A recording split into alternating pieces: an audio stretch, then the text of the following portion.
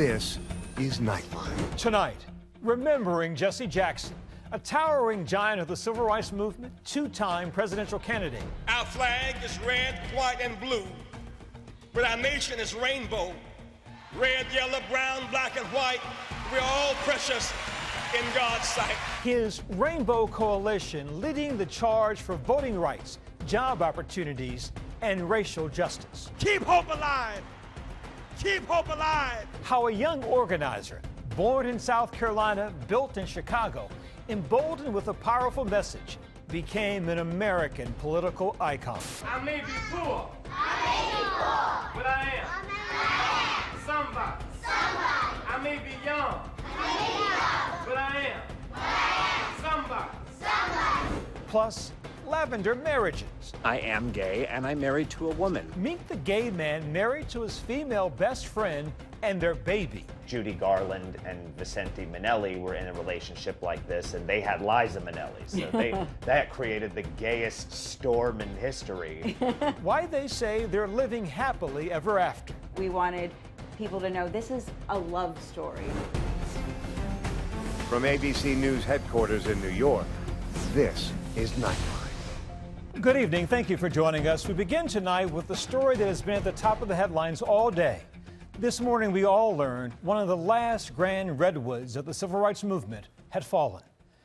At 6'3", Jesse Jackson was one of the giants who helped change American society and American politics. In 1984, he ran for president. I was a young reporter sent to cover his speech at a black church in Norfolk, Virginia. His speech quickly turned into a sermon. He was sweating. Many in the congregation were shouting and crying. It was as if 300 years of hurt and fear and rage and hope were released into the rafters. I will never forget that speech. As much of America will never, should never, forget Jesse L. Jackson. Our flag is red, white, and blue, but our nation is rainbow. Red, yellow, brown, black, and white, we're all precious in God's sight. It was the legendary singer Nina Simone who wrote eloquently in 1970 of all that a square-jawed Hollywood handsome Jesse Jackson represented to the masses: to be young, gifted, and black.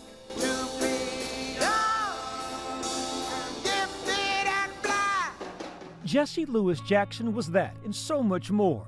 Born in the segregated South to an unwed mother, a star quarterback at North Carolina A&T University, with grit and rare oratory skills revered at the time, he rose quickly in the hard-scrabble and harrowing youthful days of the civil rights movement.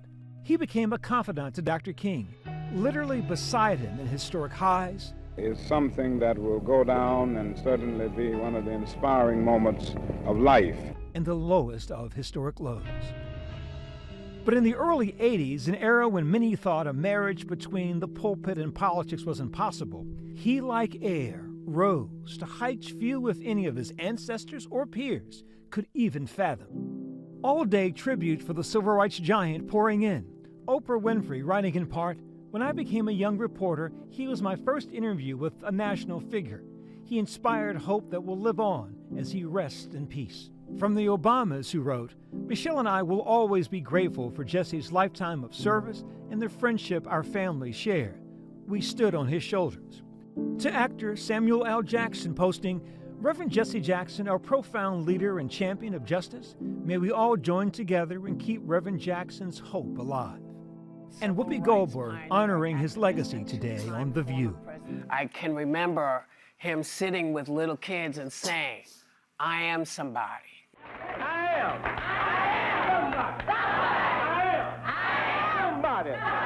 That recognition meant the world to these children and to all of us. His children remembering their father as a courageous, compassionate man. He made everything special. He said, "I'm not going to leave you a lot of money, but what I will try to do is give you a rich life." All of his life, Jackson preaching, exhorting, demanding justice in a quest to help his people and nation overcome. We ain't the bottom, we the foundation. Here he was, shoulder to shoulder with Martin Luther King Jr. in 1965, witnessing the beatings of Bloody Sunday on television. And just 3 years later, he was there, on the fateful April evening when King was struck down by an assassin's bullet. I tried to feel his head, and I asked him, I said, Dr. King, do you hear me? Dr. King, do you hear me? And he didn't say anything. Jackson eventually became one of the top lieutenants in the SCLC, the Southern Christian Leadership Conference, which challenged the Jim Crow South's withering oppression. After a leadership struggle with King's successor, Reverend Ralph Abernathy, Jackson split from the SCLC and formed a new organization, People United to Save Humanity, or PUSH. Black, beautiful. Reverend Jackson had a vision. He had a vision of this political machinery that would be all-inclusive. He built not just within the Democratic Party, he also built coalitions globally. We know that we're worthy of respect and protection, but nobody really knows our name, and so we're really still struggling. He broke boundaries in politics, twice running for president, first in 1984 under the banner of the Rainbow Coalition. My father was a man of tremendous courage.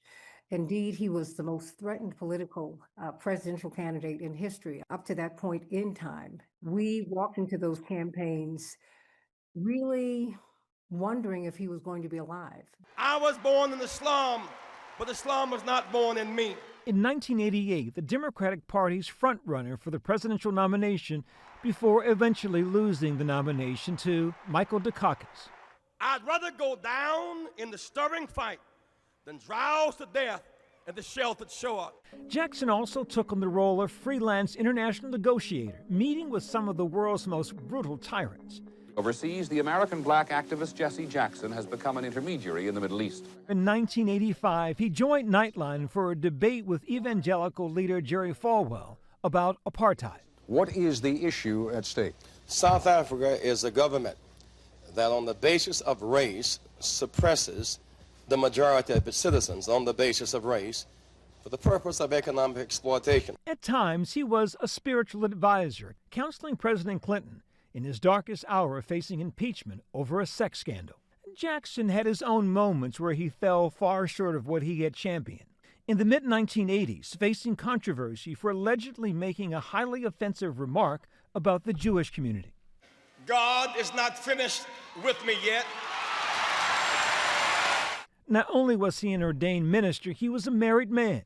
But in 2001, he admitted to fathering a child after an affair with a former staffer. Though somewhat diminished, Jackson leaned into his faith of forgiveness and redemption and kept fighting. He saw one of his hopes realized on election night in 2008 in Chicago's Grant Park. America, I have never been more hopeful than I am tonight that we will get there. At the time when Jesse Jackson ran, black presidential candidates were not considered viable. They were often excluded from serious consideration, and so that's the first way in which Barack Obama really walked in the trail that Jesse Jackson blazed. Reverend Jackson wept as President-elect Barack Obama delivered his victory speech. In recent years, the effects of age and long illnesses slowed his gait, but not his spirit. Jackson's family saying he passed away peacefully in his sleep. He was 84 years old. To me, he was a family member. He was grandpa. He was pop-pop. He was this larger-than-life paternal figure. And so I'm just humbled by how many lives that he's changed and people that he's impacted. What I will miss the most is his poise, his fire, his passion, and his refusal to be denied. He did a lot of good in this world. And for that, I'm just so grateful for his legacy that I pray will live on and on and on. America will get better and better. Keep hope alive. Keep hope alive. Keep hope alive. I love you very much.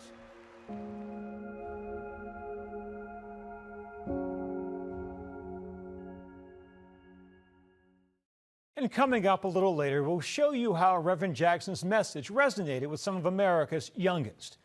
But when we come back, meet the gay man married to his female best friend, and they're monogamous. Why they say they're living happily ever after the break.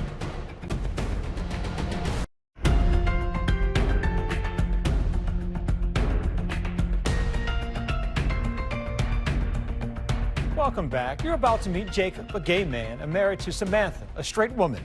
They're husband and wife, co-parents, and self-described soulmates. It's not your typical marriage, but they say it's everything they ever wanted. Here's ABC's Christiane Cordero. I identify as a gay man. I consider myself a straight woman. Samantha Wynn Greenstone and Jacob Hoff got married just over a year ago. Two consider themselves part of the LGBTQ community. How was it for your close friends? The catchphrase of the queer community for so long has been, love is love. That means that love is love has to also include things that don't make sense to us if they're rooted in love. Judy Garland and Vicente Minnelli were in a relationship like this, and they had Liza Minnelli. So that created the gayest storm in history. Some might call what Jacob and Samantha have a lavender marriage. I am available for a lavender marriage. Every day that goes by is just confirmation I'm having a lavender marriage. Like, I will not be living with a straight man. Perhaps you've seen the TikToks where an often frustrated young woman fed up with the shenanigans of some straight men ends up longing for a gay man to treat her right. Women are financially independent now, and so when they're looking to partner, they're looking at men and thinking, okay, well, if I don't need you for financial stability, what are you offering? The term lavender marriage harkens back to decades ago when a gay man married a straight or lesbian woman to conceal their real identities, to hide from hatred and danger.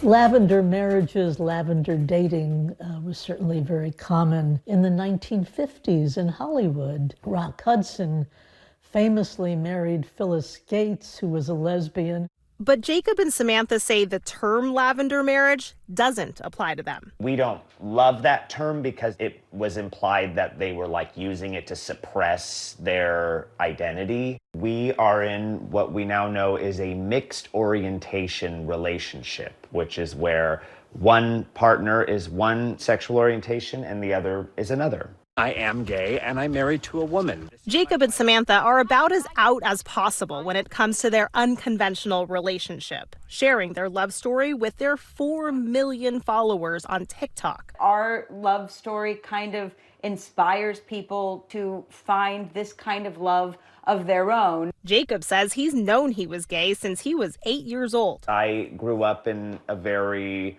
conservative house. We went to a church that openly spoke against being gay.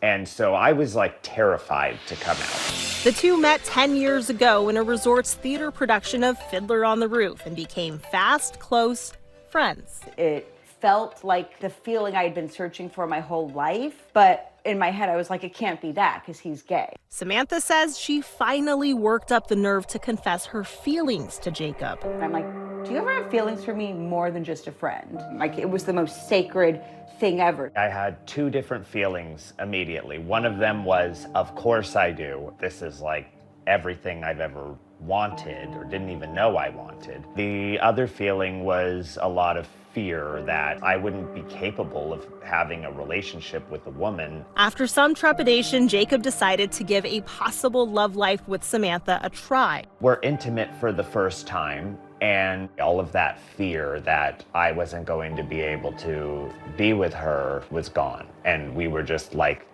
boom, together. The thing that's standing in our way is this societal idea that your sexual preference has to dictate everything in your life. Because you're public with parts of your relationship, what kinds of misconceptions have you heard from people? People want to label me as bisexual. That sounds like I'm attracted to both sexes, and that's not how I feel. By saying, yes, I know my husband is gay, it's giving me ownership and agency over my own narrative. People think I'm suppressing my feelings being gay by choosing to be married to Samantha, and I am in no way, shape, or form suppressing them. You cannot change your sexuality. We're not trying to change that. Back in the 1950s and for decades after, being publicly outed as homosexual was often terrifying and came with unbearable costs. Lillian Faderman is a lesbian, an author, and a gay historian. We all felt like outlaws. Many of us led double lives.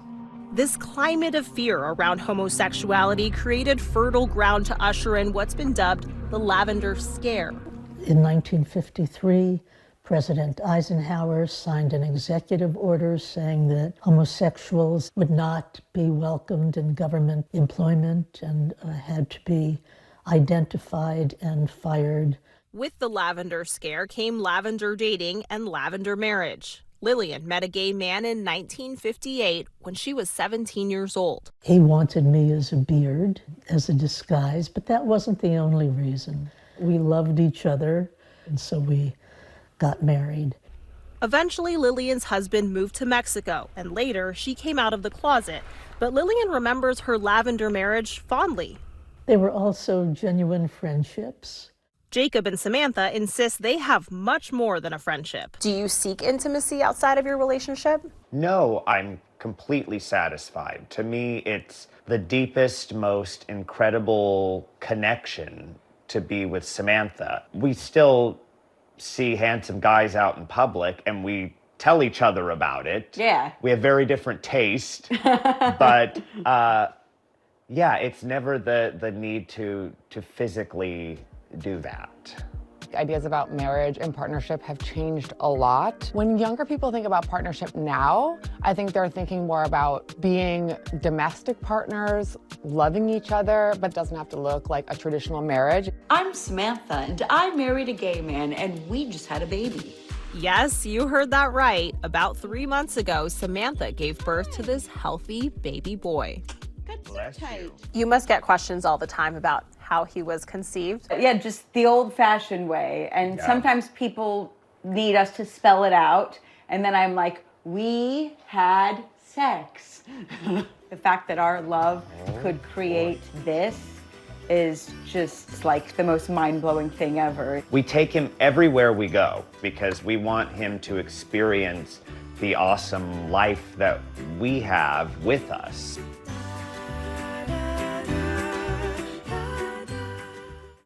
Our thanks to Christiane.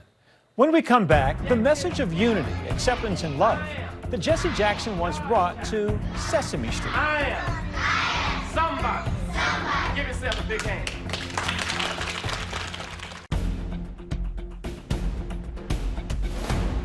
As we remember Jesse Jackson tonight, we bring you the moment in 1972 when the Reverend brought his message to Sesame Street. My face is different. My face is different. My hair is different. My hair is different. But I am. Somebody. Somebody. I am black. I am black. Brown. Brown. White. White. I speak a different language. I speak a different language. But I must be respected. But I must be respected. Protected. Protected. Never rejected. Amen to that. And a final note. In the hours and days to come, plenty will be texted, posted, and uttered about Jesse Jackson's many flaws. Like all of us, he had his share. But in his prime, Jesse Jackson could deliver iconic and poignant lines like few others. There is one that sits deepest for me. When he said, "I may have been born in the slums, but the slums were not born in me." It was a global acknowledgement, a whispered shout, that all of us matter, that all of us can contribute. Each of us is a thread in the warm and diverse fabric that is this country. Jesse Jackson contributed mightily to that fabric, and history may well show we're all warmer for it. And that's Nightline for this evening. Thanks for the company, America. Good night.